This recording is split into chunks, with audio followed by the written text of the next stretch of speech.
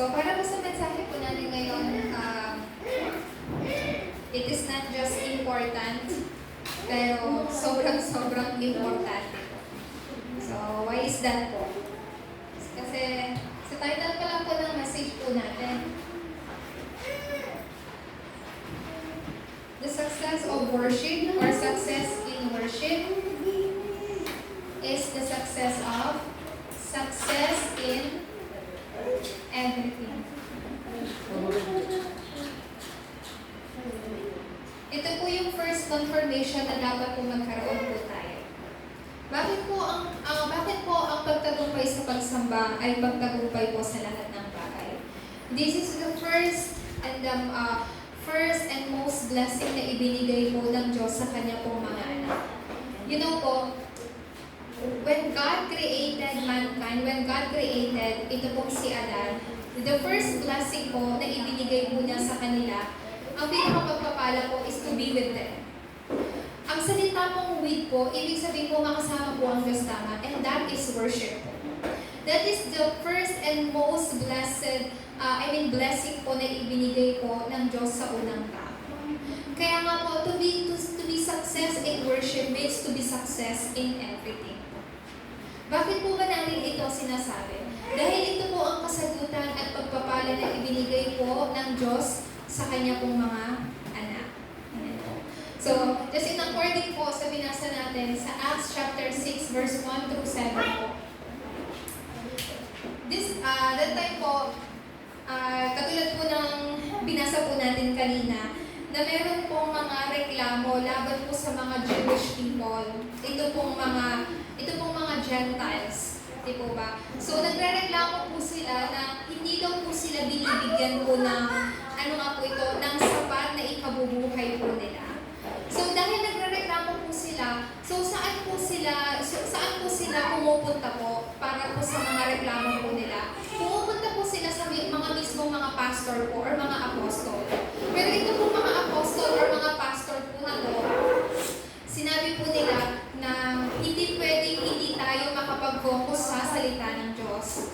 Kaya tayo ay mag-appoint ng mga tao na magsusolve sa mga problema o kaya sa mga reklamo ng mga tao to. And that time, sila po ay nag-appoint ng 7 person po. These 7 person are church officer po. Like mga 7 deacons po. So, ano po yung first qualification po ng mga taong in-appoint po nila? Una po, dapat merong pananampalataya. Makikita po natin yan sa verse 3 po. Sinabi po dito, kaya mga kapatid, pumili kayo sa mga kasamahan ninyo ng 7 lalaking iginagalang, puspos ng espiritu, matatalino, upang ilagay namin sila sa tungkuling ito. First of all, meron pong pananampalataya. Pangalawa po, ay puspos po ng espiritu. At pinakahuli po sa lahat, meron pong karunungan. So, when they had this qualification po, pinili po nila yung mga 7 deacons po na to para itong mga church members na meron pong mga, halimbawa po, meron pong mga alalahanin po sa buhay o kaya meron pong mga problema, they can come ito po sa mga church officer at para ipanalangin po sila. Yun po yung unang, unang gawain or unang trabaho po ng isang church officer po is to pray for the church member po.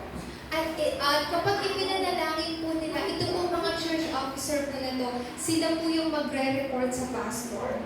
Pastor, ito po members po natin, meron po siyang pinagdadaanan pong problema. Meron po siyang ganito pong kinakaharap po na sitwasyon. Ganito po yung sitwasyon po niya. Pastor, let's pray for her po or for him. So, ito po yung una pong responsibility po natin mga church officer po. Is to pray for our church member and pinakauna po sa lahat, meron pong pananampalataya. What kind of faith po? Of course, Jesus is the first. And to always be filled with the Holy Spirit po. And the next thing po, may karunungan. What kind of karunungan or wisdom po? Karunungan na nagmumula po sa Panginoon. That is why po, to be success in worship is to be success in everything po. Ano po yung method or pinaka-way? What is the method or way of our life po? Worship. There's no other method po. There's no other way for us. It is only sa pamagitan lamang po ng pagsamba. Kaya nga po, there are 3 things po na we have to relay.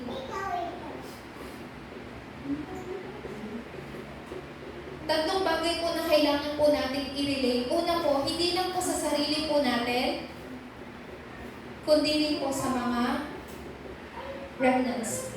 What are the 3 things na we have to relay po sa kanila? Una po sa lahat, the prayer of worshiping together. Ano daw po yung una po? The prayer of worshiping together po. Prayer of worship together. So, when we worship together po, that is also a prayer po. A worship time, it is also a prayer time po. Why? Kasi kailangan po natin, alam niyo po yun, kailangan po natin talaga po ng oras po ng panalangin. Yung mga records po, sinabi ko po sa kanila, just like the life of Daniel po, meron po siyang 3 beses na nananalangin po sa isang araw. So during time of Daniel po, nagkaroon po ng decree na hindi po na sila daw lamang po ay sasamba sa hari. Hindi po sila pwedeng sumamba sa mga Diyos na kanila pong sinasamba. And it became law, naging batas po yun. Pag sinabi pong batas, whether you like it or not, you have to follow it. Tama po ba? Kasi that time, kapag hindi po nila sinunod po yun, sila po ay mamamatay po. Sila po ay tatapon sa kulungan ng mga leon. And this is true po. Why? Because the Bible is God's Word. Ang lahat po ng nakasulat po sa Biblia ay totoong salita po ng Diyos. And it happened po. Di po ba? So ano pong nangyari? Do you think na nanalangin po si Daniel just because meron pong crisis that time? No po. Nung nalaman po ni Daniel na nilagdaan na po yung ganong batas, ano pong ginawa ni Daniel? Bumalik po siya sa kanya pong tahanan at siya po ay nanalangin kagaya ng kinagawian niya. Just like as he had done before po. Hindi po nanalangin si Daniel because meron pong crisis and meron problema. Nanalangin po si Daniel because it was his time to pray po sa Panginoon. So this is what I told to our remnants po. Even just for 1 minute, manalangin ka. Pagkagising mo sa umaga, before you prepare yourself bago pumasok ka ng school, manalangin ka kahit 1 minuto. Nasabi nila, Pastora, ano po yung dapat kong ipanalangin? Just pray like this. Lord, may the Spirit of the Triune God fill my spirit, my soul, my thoughts, my mind, my body as I go to school. Tinuro ko po sa kanila yung ganito pong panalangin. Then for example, sinabi po, si Wayne hindi pa po marunong manalangin.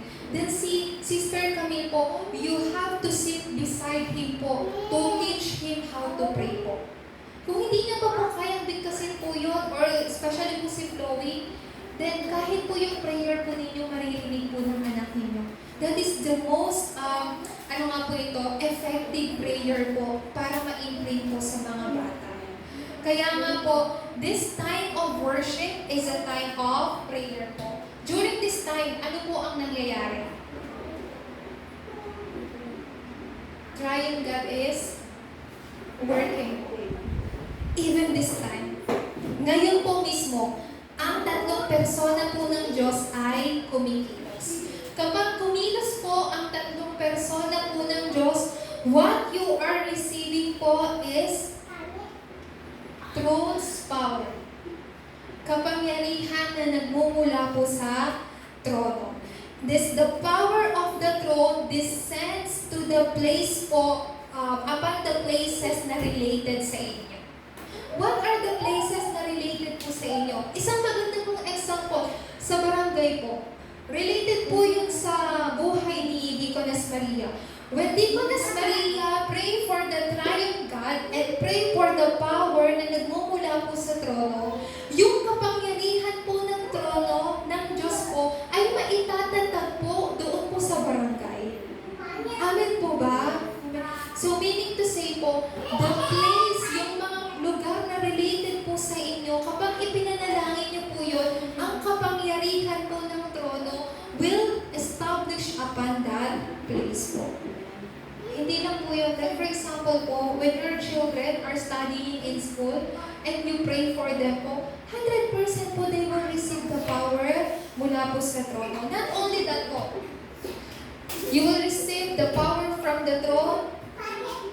The kingdom of God will be established and the word of God's kingdom will arise po, will take place po. And then, napaka-importante din po nitong pangatlo. During our worship time, God always allow us to see our certain future po. In Acts chapter 1 verse 8, pag sinabi pong a certain future means during our worship time, we have to see a certain mission that God gave po. Wala po sa atin dito ang nakakaalam po ng ating pong future. But let me give you an assurance po. During our time of worship, God shows our future po. What is our future po?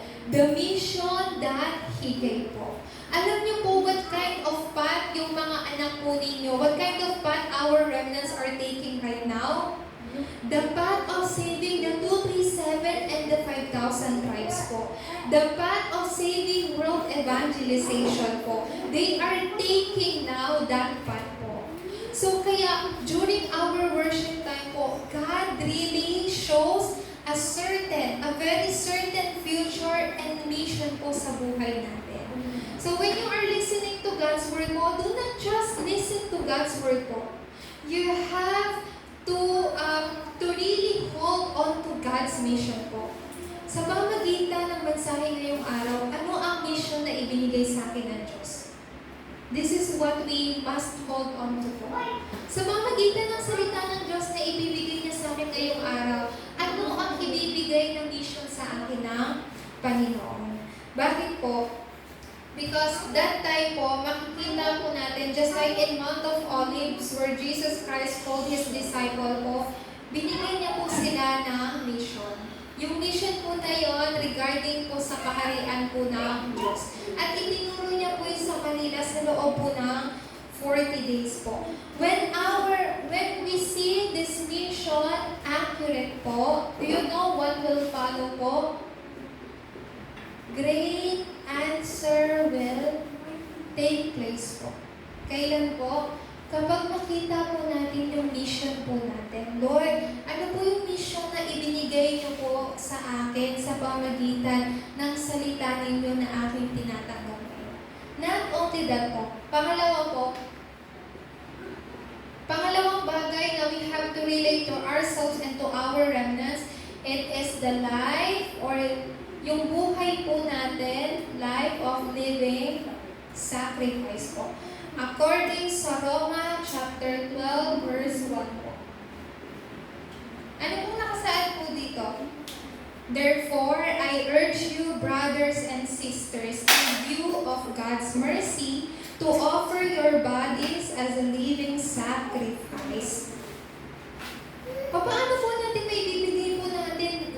Pag sinabi po kasi living sacrifice, you have to sacrifice yourself while you are still alive po. Habang buhay po tayo. Kasi there's no such word as dead sacrifice. Kasi pag sinabi mong sacrifice po, kailangan buhay pa. Tama po ba? Pero kapag sinabi dead, ano po yung ibig sabihin po nito na we have to offer ourselves to God as a living sacrifice po? Meaning to say po, ano po ito, this refers to worshiping God po habang tayo pa po ay nabubuhay. Our worship before God. Kaya nga po, success in worship is success in everything. Kasi ang way po for us to be successful, tanging sa pagsamba lang po. There's no other way for us to be successful. There's no other way for your children to be successful po. Only worship. Yes po, mag-aral sila ng mabuti, meron po silang katalinuhan, karunungan, makapasok po sila sa magandang kumpanya. Of course, magiging successful po sila. But eventually po, they will fail. Why? Because that is success centered in the world po. Pero yung success po na pinag-uusapan po natin is success in worship po. Therefore, tayo po ngayon na meron pong may buhay kay Kristo, and while we are worshiping and praying while we are still alive po, ano po yung tatlong bagay na kailangan natin gawin? First of all, kailangan po natin magkaroon ng oras na to tuwing umaga. Ano po ito? We must have the time of conquering the universe po. Conquer the universe.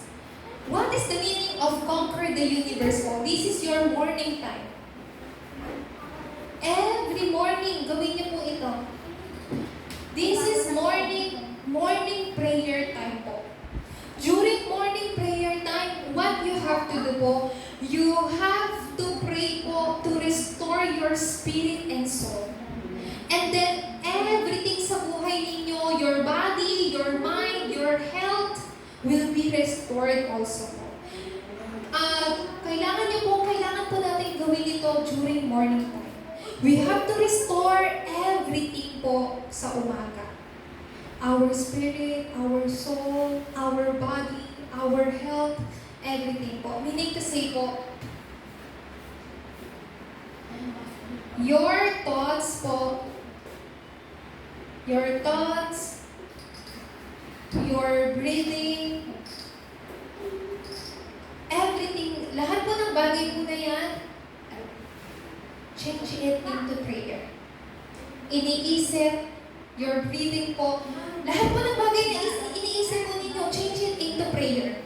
Negative man po yan, especially all the negative thoughts, change it into prayer. All the not good thoughts, change it into prayer po. Alam niyo po kung gaano kadelikado yung isip po natin? It is very dangerous po. Tama po ba? Kasi bakit po minsan ang tao nagagawa po yung mga bagay, kumbaga gumagawa po sila ng mga criminal like that. Because it starts from the way they think po. Tama po ba? Sobrang dangerous po ng thoughts natin. Kaya nga po, ang sinabi po sa atin is to change every thoughts we have in prayer po. Prayer. Everything po. Bakit po natin kailangan gawin po ito? Because this is the only way we can survive po. This is the only way we can survive. So when we change all our thoughts into prayer po, then everything will be revived also po. So this is what you have to do every morning po. In the morning, change your thoughts into prayer po. In the morning, restore everything po.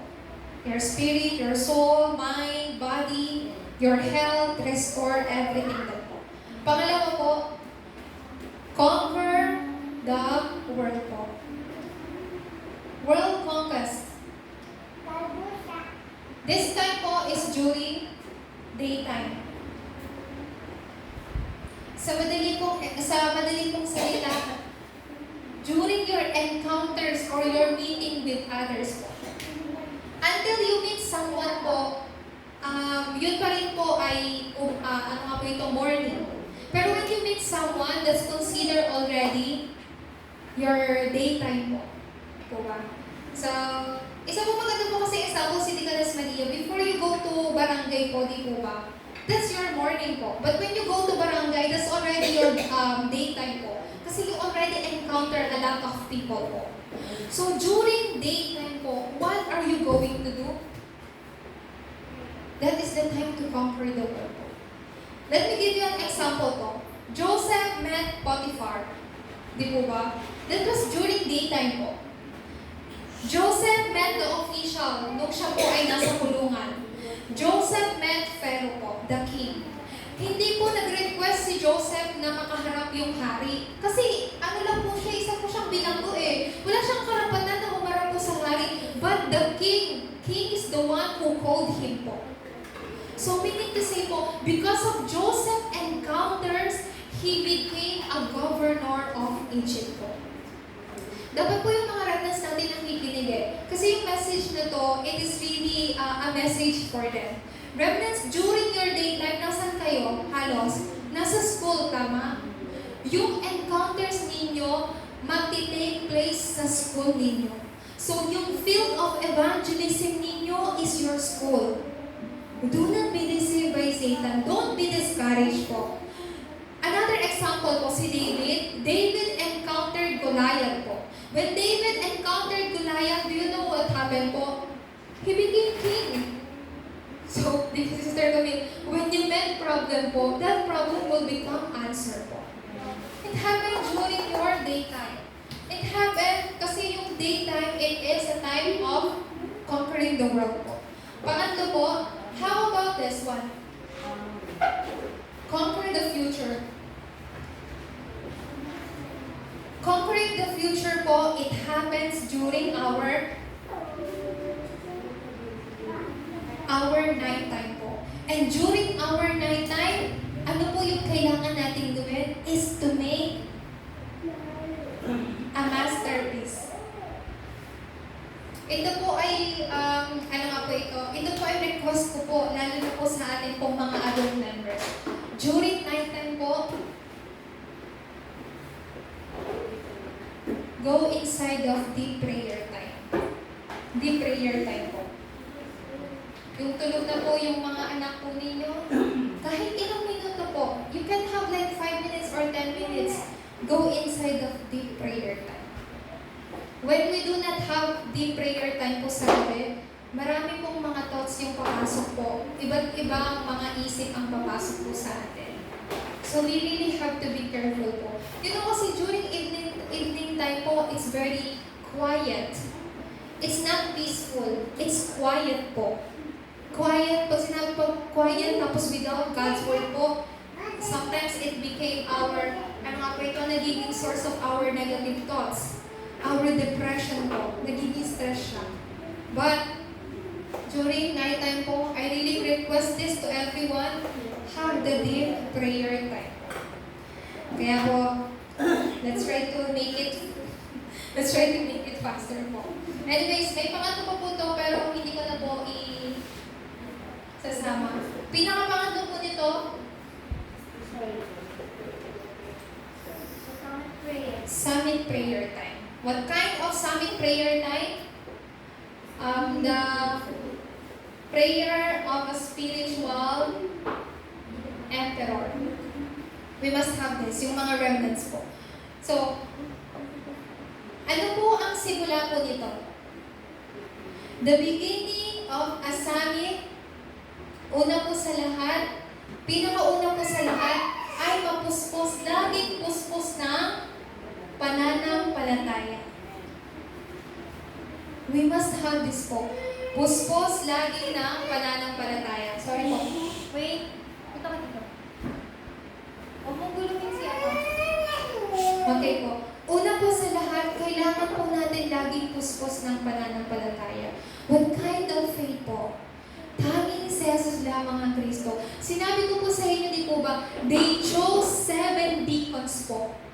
Ito pong 7 deacons po na to, ang qualification po, una, dapat po laging silang merong puspos ng pananampalataya. This is absolute necessary po.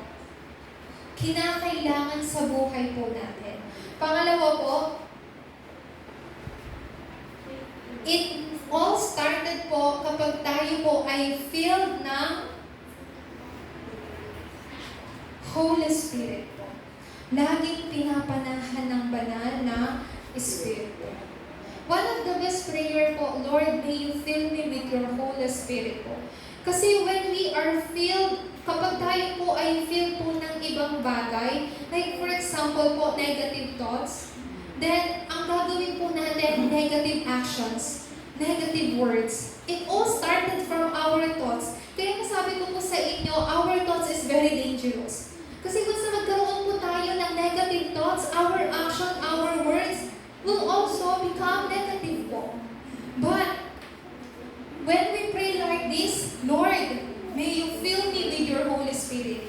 May you fill my thoughts, my heart, your spirit, then our action, our words, will become full of the Holy Spirit po. Pangatlo po, filled with wisdom.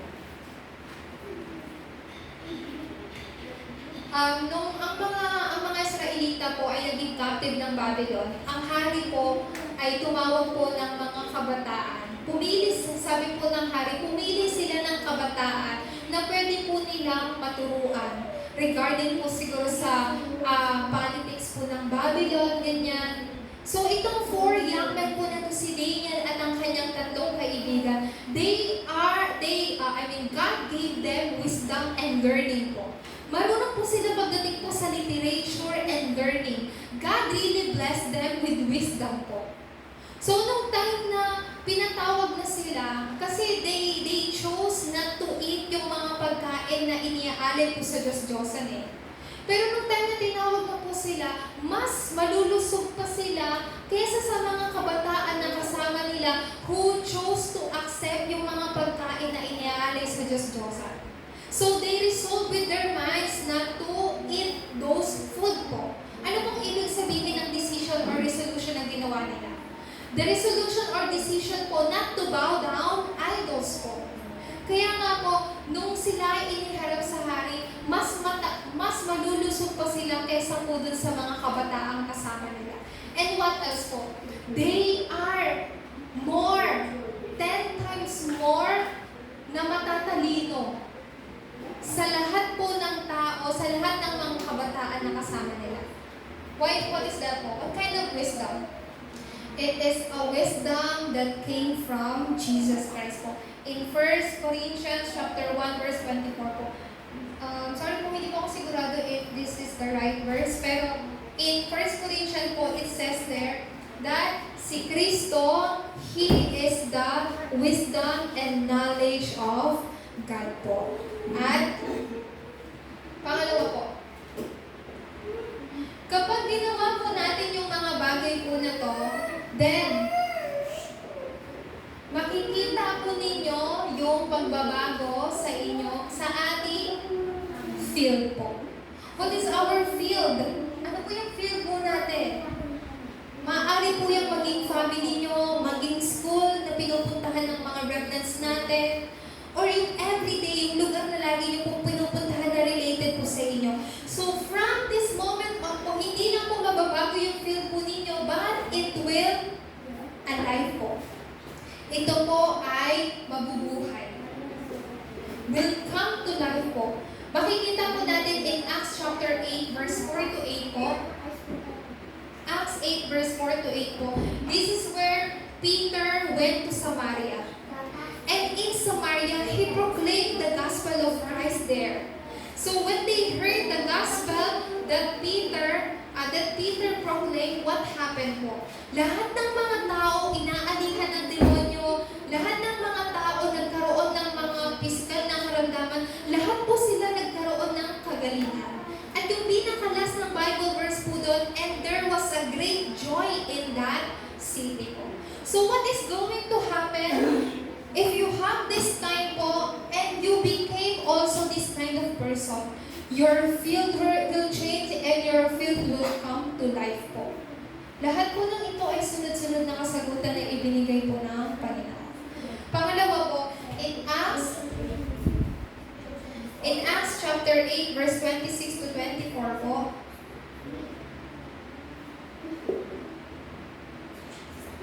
ito po ay sa Samaria. This one naman po, meron pong nakatagpo si Peter na isang Ethiopian eunuch po. Hindi po siya doon sa lugar po nila. Pero this one was happened po nung ito pong eunuch po na to ay nagbabasa ng Bible po. Ang binabasa niya po ay libro po ni Propeta Isaiah. And he doesn't know about it po. So yung Holy Spirit ginay po si Peter para puntahan po yung utopia po na to at i-share sa kanya kung ano yung ibig sabihin ng Word of God po na yun. And then this utopian, he went back to his country and he shared the gospel to them po, to his country. So ano po ang tawag po natin dito? The inevitability. So sa bawat encounters na namimik po ninyo, Merong laging opportunity po ang Diyos para makapag-share po kayo ng gospel. Not only that po, sabi po sa Acts chapter 9, verse 10 hanggang 15 po. And 15, ito po yung time na pinadala po ng Diyos si Paul kung saan, pinadala po ng Diyos si Paul kung nasa saan po si Ananias. Kung nasa saan po yung isang tao na nangangailangan po ng salita ng Diyos. So what is this po? God will surely send us a person who is really in need of this gospel po. Yung taong kinakailangan yung salita po ng Diyos. Kaya nga po, when someone came to you po, lagi niyo pong tandaan, that someone maybe ipinadala ng Diyos sa akin para bahagian ko siya ng salita ng Diyos. For example, when someone is knocking on the door of your house po, maybe that person really need the gospel. Maybe sa isip niya, ang bagay na kailangan niya is something else. Pero dahil alam ni Deaconess Maria kung ano yung necessary sa buhay ng tao, then we can share the gospel to that someone.